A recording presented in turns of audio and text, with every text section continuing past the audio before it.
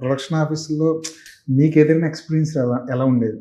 అంటే వెళ్ళినప్పుడు వాళ్ళు రిసీవ్ చేసుకునే విధానం కానివ్వండి, కథ వింటానని చెప్పేసి డుమ్మా కొట్టడం, టైం ఇచ్చి ఆ టైంకి మళ్ళీ క్యాన్సిల్ చేయడం, ఇలా చాలా ఇలా కూడా జరిగినాయండి. ఇనిషియల్గానేమో నేను లైక్ ఏ రిఫరెన్స్ లేకుండా వెళ్ళినప్పుడు అయితే అది జరిగే పని కాదు.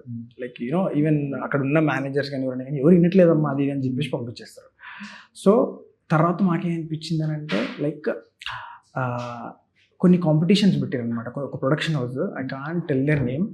ఎట్లా అంటే పిచ్ డెక్స్ పంపించండి, పిచ్ డెక్స్ పంపిస్తే షార్ట్ లిస్ట్ అయిపోతుంది, షార్ట్ లిస్ట్ అయిందంటే మీ సినిమా ఉంటుంది అని చెప్పి చెప్పారనమాట. సో వాళ్ళకి ఆల్మోస్ట్ 360 or 370 వచ్చినాయి అనమాట పిచ్ డెక్స్. దాంట్లో టాప్ 10లో నాది ఉంది.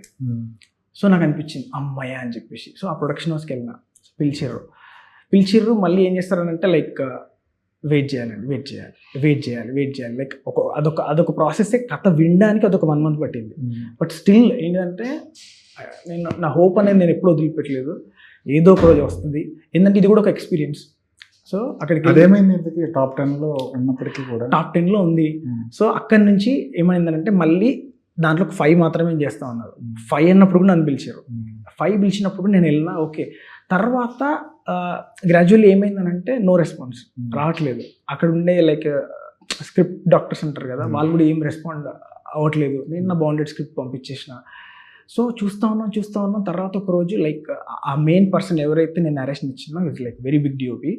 సో ఆ సార్ డైరెక్ట్ నాకు ఆఫీస్ బయటే కనపడ్డాడు. నేను ఐఎమ్ స్టెప్పింగ్ ఇన్, సార్ కనపడ్డాడు. నేను సార్నే అడిగిన అనమాట, సార్ ఇది ఏమైంది సార్ అది అని చెప్పేసి అడిగితే, ఓ మీరు అది కదా అని చెప్పేసి లైక్ గుర్తుపెట్టుకున్నాడు. సో మీకు కాల్ వచ్చింది అనుకోండి, మీది ఆన్సెట్కి వెళ్తున్నట్టు, లేకపోతే లేదండి అని చెప్పేసి. సో అప్పుడు నేనేం చేయలేదు. లైక్ ఇంతకీ టాప్ 5లో ఎవరిదైనా సరే ఎక్కించారా లేదా? నాకు తెలిసి ఒక్కటి ఎక్కింది అనుకుంటా, అది కూడా లైక్ లో బడ్జెటెడ్ వన్. సరే, ఇప్పుడు స్క్రిప్ట్ డాక్టర్స్ గురించి మాట్లాడుకున్నాం.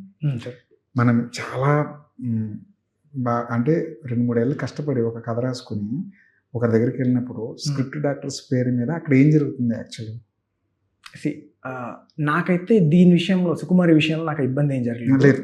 బట్ బయట వాళ్ళు ఏం చేస్తారంటే డైరెక్టర్ ఎప్పుడు కానీ ఈ స్క్రిప్ట్ డాక్టర్స్ వీళ్ళు ఏం చేస్తారనంటే జనరల్గా, నేను యాక్చువల్లీ మా ఫ్రెండ్స్ తోటి నేను రెగ్యులర్గా రైటింగ్ అది మాట్లాడుతుంటాను కాబట్టి వాళ్ళు ఎక్స్పీరియన్స్ చేసేది నేను ఐ వాంట్ టు సే. వాళ్ళు ఏం చేసేదనంటే డైరెక్టర్ షూలోకి వచ్చి రాయాలి వాళ్ళు రారు అట్లా. వాళ్ళు దేర్ ఓన్ విజన్లో ఉంటారు అనమాట. ఫర్ ఎగ్జాంపుల్ నాకు అవుట్ అండ్ అవుట్ కామెడీ కావాలని చెప్పేసి నేను ఇది రాసుకున్నాను. సో అక్కడికి వెళ్ళినాక ఏమైందనంటే దాంట్లో ఆ ఎలిమెంట్ యాడ్ చేసి ఇంకొకటి యాడ్ చేసి ఉన్న కథని పొల్యూట్ చేయడం తప్ప అదేం ఉండదు, ఉపయోగం లేదు, ఏం ఉండదు. యాక్చువల్గా డైరెక్టర్ అనే పర్సన్ ఎవడైతే వాడు స్టార్ట్ అయింది తనతోటే కాబట్టి, ఆ రైటర్ తోటే కాబట్టి, so he's the right person for that particular script. ఆయన కన్విన్స్ చేసుకోవాలి. తన షూకి వీళ్ళు వస్తే బెటర్, లేదా మనోడిని వాళ్ళ షూకి తీసుకెళ్ళిపోతే అది నాకు తెలిసి పెద్ద డ్యామేజ్ సినిమాకే జరుగుతుంది.